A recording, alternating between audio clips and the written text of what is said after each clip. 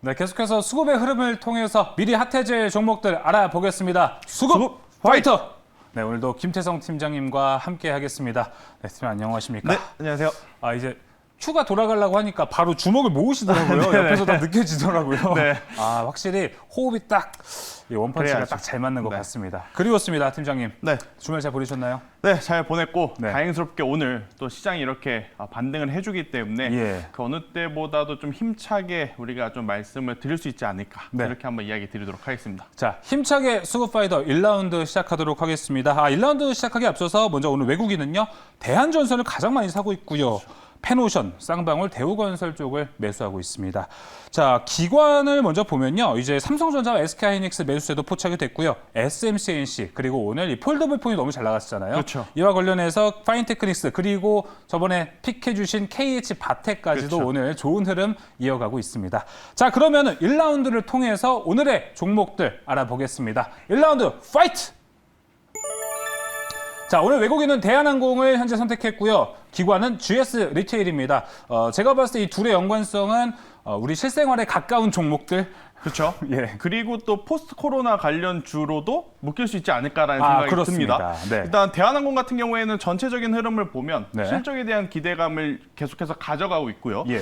이 하단의 GS 리테일 같은 경우에는 이제 요기요 인수에 따른 수혜를 충분히 볼 수 있을 것이다. 이렇게 이제 이야기들이 나오고 있는데 이 두 종목 중에서 일단은 외국인은 대한항공을 좀 강하게 매수를 하고 있고 네. 기관은 GS 리테일 쪽을 좀 보고 있는데 오늘 시장의 전반적인 흐름은 외국인이 이 대한항공뿐만 아니고 중소형 LCC라고 하는 항공주들도 같이 사고 있어요. 예. 그래서 저는 오늘 이 두 종목 중에서는 외국인의 손을 조금 편을 들어서 대한항공을 좀 봐야 되지 않을까 이렇게 한번 말씀을 드려보도록 하겠습니다. 맞습니다. 오늘 전반적으로 항공주들이 일제히 좀 상승을 하고 있는 흐름인데요. 자, 1라운드 대한항공과 GS 리테일이 붙었습니다. 김태성 팀장님의 선택은 대한항공으로 선택을 해주셨네요. 외국인의 손을 들어주셨습니다. 네.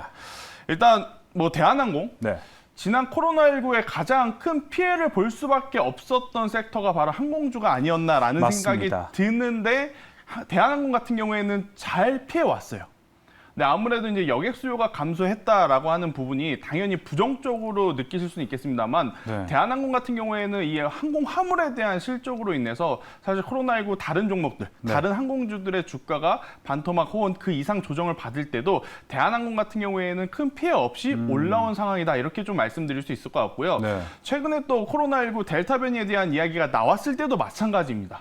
다른 관련주들, 특히 면세 그리고 화장품주들은 조정의 폭이 굉장히 강했어요. 맞아요. 하지만 대한항공 같은 경우에는 그다지 조정의 폭이 깊지 않았다라는 부분은 당연히 그때 이제 코로나19가 처음에 터졌을 때도 보여드렸다시피 여행객이 많지 않더라도 항공 화물이 버텨주고 있기 때문에 실적은 잘 나올 가능성이 높겠구나라는 것들이 이제 시장에 깔려 있던 것 같아요. 예. 그러다 보니까 오늘도 마찬가지입니다.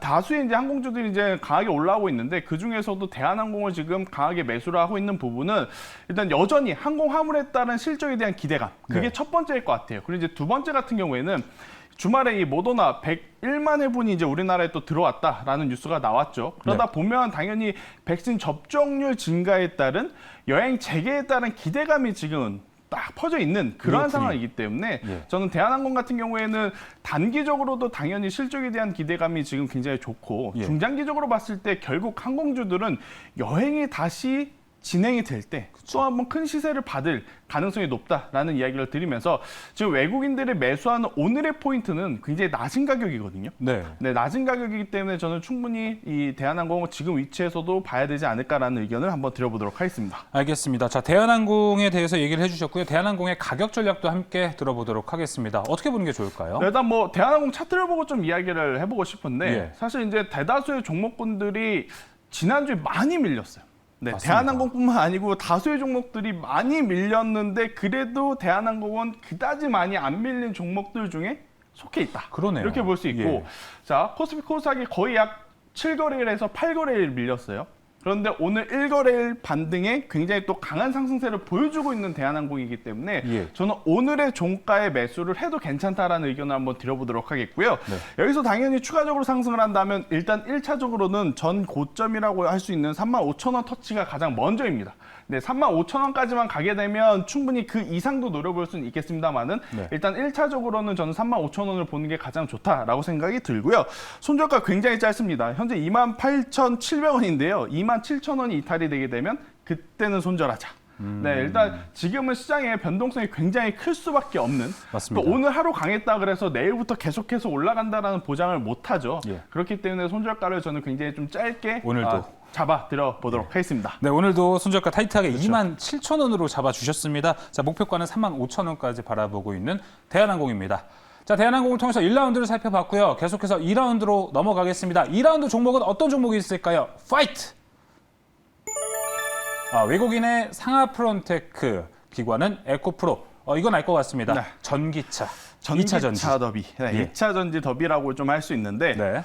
사실 공평하게 코스피에서는 외국인의 손을 들었다면 코스닥에서는 기관의 손을 들어주고 싶지만 우선은 일단 저는 상하프론테크의 손을 한번 좀 들어줘야 되지 않을까라는 생각이 들어요. 오늘도 외국인의 손. 네, 일단 이 두 종목이 모두 좋습니다. 네. 자, 우선은 상하프론테 같은 경우에는 전기차, 여기에 수소 테마까지 엮여 있는 기업이다라고 보시면 될 것 같고, 예. 에코프로 같은 경우에는 뭐 제가 더 이상 말씀드리지 않겠습니다. 이미 이 시청자분들이 더 잘 아시는 기업이기 때문에 네. 전기차의 대표적인 기업인데 일단 두 종목 중에 하나를 꼽아보자면 저는 그래도 전기차의 플러스 수소차의 테마의 힘이 좀 붙어있는 상하프론테크가 더 유리하지 않을까 이렇게 네. 설명 한번 드려보도록 하겠습니다. 네, 수소 얘기 안 하셨으면 진짜 사대주의라고 제가 그렇죠. 아예 일단락 하려고 네. 했는데요. 다행히 수소 얘기가 네. 나왔습니다. 네. 자, 그럼 상하프론테크의 펀더멘탈, 모멘텀도 한번 제대로 들어볼게요. 네, 일단 뭐 두 기업 모두 좋은 기업이다라는 것을 제가 다시 한번 말씀을 드리겠습니다. 하지만 네. 이제 그 중에서 조금 더 탄력적으로 볼 수 있는 것은 상하프론테크가 아닐까라는 생각이 드는데 예. 일단 전기차 관련해서 다수의 종목들이 많이 올랐어요. 많이 오르고 나서 이제 여기서 추가적인 상승을 할 수 있는 모멘텀은 지금 수소 테마가 아닌가 싶은데 네. 자, 멤브레인이라고 해요.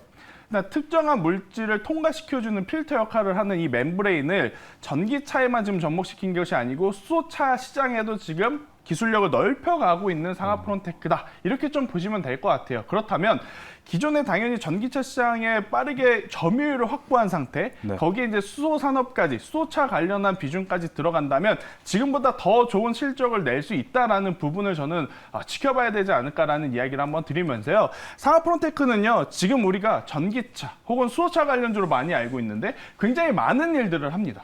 네, 모바일 관련한 제품도 만들고 중장비 관련한 부품도 만들고요. 자동차 이 만도에 이제 납품을 하는 부품도 만들기도 하고요. 굉장히 많은 지금 기술력을 가지고 있는 기업이기 때문에 저는 지금의 실적보다 더 좋은 실적을 낼 수 있다. 이렇게 좀 볼 수 있을 것 같고, 일단 상하프론테크가 이제 납품하는 기업이 삼성 SDI 쪽이 좀 많아요. 근데 예. 오늘 주식시장 기준으로 봤을 때 LG화학은 조금 밀리는 반면에 삼성 SDI가 또 수혜를 받는 그러한 좀 상황을 네, 오늘 잘 연출되다 가고 보니까 그러한 부분들까지도 지금 상하프론테크 주가에게는 굉장히 긍정적인 영향으로 다가서고 있는 상황이기 때문에 예. 저는 지금 위치 제법 많이 올랐습니다. 그럼에도 불구하고 관심 있게 봐야 된다라는 의견을 한번 들어보도록 하겠습니다. 알겠습니다. 최근에 2차 전지가 너무 좋았기 때문에 더 갈 수 있을까 해서 고민하시거나 그렇죠. 2차 전지 사야 되나 고민하시는 분들 되게 많으셨을 것 같은데 상하프론테크 되게 호의적으로 한번 생각을 해봐도 좋을 것 같습니다. 상하프론테크의 가격 전략도 함께 들어보겠습니다. 네, 일단 뭐 상하프론테크 같은 경우에는 지금 가격도 괜찮고요. 저는 메리트 있다고 생각이 들고 종가에 매수를 해보는 것도 굉장히 좋다. 자, 너무 공격적인 거 아니냐라고 말씀을 하실 수는 있어요. 하지만 에코프로 대비해서 상하프론테크는 많이 올라가지 않았습니다. 그렇죠. 상대적으로. 자, 에코프로가 올라갔으니 상하프론테크가 올라간다. 사실 그런 것은 없습니다만은 네. 그래도 일단 시장의 힘은 결국 2차 전지를 빼놓고 갈 수는 없다. 거기에 이제 수소 테마까지 엮여 있다면 충분히 지금보다 더 좋은 가격대로 올라갈 수 있다라는 이야기를 드리면서 상하프론테크 현재 가격 혹은 종가에 매수를 하셔서요. 저는 추가적인 상승이 나온다면 7만 원까지 갈 수 있다라는 의견을 한번 드려보도록 하겠고요. 대신에 이 종목도 지금 손절가 굉장히 짧게 잡아와서 좀 민망하긴 한데요. 55,000원이라고 하는 오늘 시초 가격입니다. 오늘 시초 가격이 이탈이 되게 되면 그때는 우선은 현금화하자라는 이야기를 드리면서 일단 당분간은 오늘 사서 3개월, 6개월, 1년 뒤에 보자 이러한 트레이딩보다는 조금은 짧게 트레이딩을 해야 되는 전략이 더 좋지 않을까라는 의견을 드려보도록 하겠습니다. 네, 알겠습니다. 손절가 55,000원 제시했고요. 목표가는 7만 원 이렇게 나왔습니다. 자, 이렇게 오늘 2라운드를 통해서 외인과 기관의 대결을 살펴봤고요. 자, 이제 또 다른 외국인이죠. 김대중 팀장의 픽 종목도 네. 들어보겠습니다. 자, 오늘 저의 픽, 저의 픽, 예. 일진 다이아를 가지고 나왔는데요. 네. 일진 다이아, 일진이시네요. 아마 여러분들도 아실 거예요. 수소, 이제 빼놓고 말씀드릴 수는 없을 것 같다. 일단 2차 전지만 가지고는 굉장히 부담스러운 상황이긴 합니다. 네. 2차 전지 지금까지 이렇게 올라왔는데 또 올라갈까? 아마 저뿐만 아니고 진짜. 많은 분들이 같은 고민을 하실 거예요. 예. 그렇기 때문에 2차 전지가 부담스럽다면 부담스러운 섹터를 굳이 하실 필요는 없고, 만약 2차 전지에서 차익 매도 물량이 나왔을 때 같은 에너지 단안에서 순환매가 어디로 나올 것인가, 그것을 고민을 해보면 결국 이제 수소 관련한 에너지 관련주들도 충분히 다시 한번 주가의 상승 모멘텀을 자리 잡을 수 있지 않을까라는 이야기를 드리면서, 그 안에서 저는 실질적으로 2차 전지도 결국 전기차에 납품을 하냐 안 예. 하냐, 이게 이제 굉장히 중요하잖아요. 수도 마찬가지입니다. 기술력을 갖고 있고 없고도 중요하지만 실질적으로 수소차에 부품을 납품을 하고 있느냐 없느냐도 저는 가장 중요하다라고 생각이 들어요. 네. 일진 다이아 같은 경우에는 이제 일진 하이솔루션 이제 곧 IPO를 하는데, 이 일진 하이솔루션이 지금 현대의 넥소라는 수소차 모델에 연료 탱크를 공급을 하고 있어요. 예. 그렇기 때문에 실질적으로 기술력만 가지고 있는 것이 아니고 부품을 납품하고 있는 점에서 굉장히 좋은 점수를 줘야 되고, 연료 탱크라는 것 자체가 이 수소차에도 붙지만 결국 크게 보면 수소 충전소에도 필요한 상황이기 때문에, 전기차도 전기차 인프라에 대한 이야기를 많이 하지 않습니까? 네. 수소차도 결국 수소 충전 인프라에 대한 이야기들도 많이 나올 때, 저는 이 일진 다이아 혹은 일진 하이솔루션 이러한 기업들이 저는 충분히 상승 모멘텀으로 작용이 되면서 올라갈 가능성이 높다라고 생각이 들기 때문에, 일진 다이아 저는 지금 가격에서도 충분히 공략 가능하다라는 의견 드려보도록 하겠습니다. 알겠습니다. 2차 전지가 좀 두려우신 분들은 수소의 일진 다이아로 얘기를 해주셨습니다. 네. 자, 그럼 일진 다이아의 가격 전략도 함께 들어보겠습니다. 네, 일단 최근에 제가 드렸던 종목 KH 바텍이라든지 셀트리온 제약 이러한 쪽들이 좀 좋았기 때문에 네. 일진 다이아도 한번 오늘 잘 가져가 보시면 좋지 않을까라는 생각이 드는데, 일진 다이아 오늘 종가에 매수하는 게 좋습니다. 만약에 이제 제가 방송을 하는 도중에 음봉의 길이가 조금 더 길어졌다면 말씀을 안 드리려 했는데, 음봉이 조금은 이제 많이 줄어들었어요. 네, 플러스로 전환하기 직전까지 올라온 상황이라서요. 오늘의 종가에 매수를 하는 것 굉장히 좋다라고 생각이 들고, 여기서 추가적인 상승을 한다면 55,000원 그 이상을 저는 바라봐도 괜찮다. 네. 대신에 만약에 밀렸을 경우에는요, 45,000원이라는 가격대가 이탈이 되게 되면 그때는 우선은 현금화를 하셨다가 추후에 다시 매수를 할 때 하더라도 리스크 관리를 하자라는 전략을 한번 드려보도록 하겠습니다. 네, 알겠습니다. 종가에 매수하는 것도 얘기해 주셨고요. 목표가 55,000원, 손절가 45,000원 이렇게 제시해 주셨습니다. 자, 오늘 이렇게 일진 다이아와 대한항공, 상하프론테크를 수급의 흐름을 통해서 알아봤습니다. 자, 수급파이터 오늘 준비한 소식은 여기까지고요. 김태성 팀장 이만 보내주도록 하겠습니다. 오늘 말씀 감사합니다. 네.